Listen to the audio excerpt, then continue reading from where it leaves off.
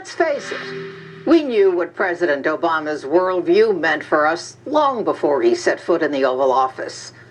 America must lower its superpower profile, he told us, settle for soft diplomacy rather than confrontation, scale down, be humble, apologize for its colonial errors. As for how he felt about his fellow countrymen, the racist sermons of his devoted friend, the Reverend Wright, should have been the tip-off. So, today, in the cold trough of March, we're forced to examine the everyday results of the Obama doctrine. How the follies of weak stewardship trickle down to reinforce an America drowning in incompetence. Things don't seem to work anymore, and a feeling of national exasperation is alive in the land.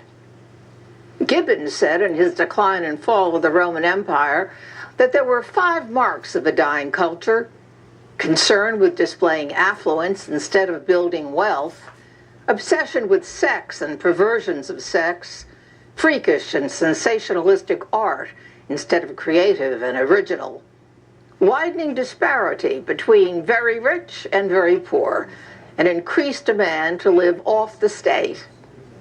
Today, panic over Russia's land grab in Crimea signals the latest manifestation of a foreign policy running on guesswork. Even U.S. intelligence is divided on what Putin will do next. Is there a lesson in the fact that the president, clinging to his diversity mantra, has appointed mostly women to top security and State Department jobs? America the exceptional has become America the incompetent. From foreign policy, our flat-footedness reaches down into the nitty-gritty of everyday life. So many people, dumbed down by notions of fake equality, have by and large lost any fidelity to an American ideal. When's the last time you saw an American flag at a Puerto Rican Day parade? Many of us are aghast at the whatever philosophy that has replaced American can-do. We are also tired of economic policies that exalt government handouts and rack up a haunting debt. It has changed us, just as Richard Nixon warned. If we take the route of the permanent handout, he said, the American character will itself be impoverished.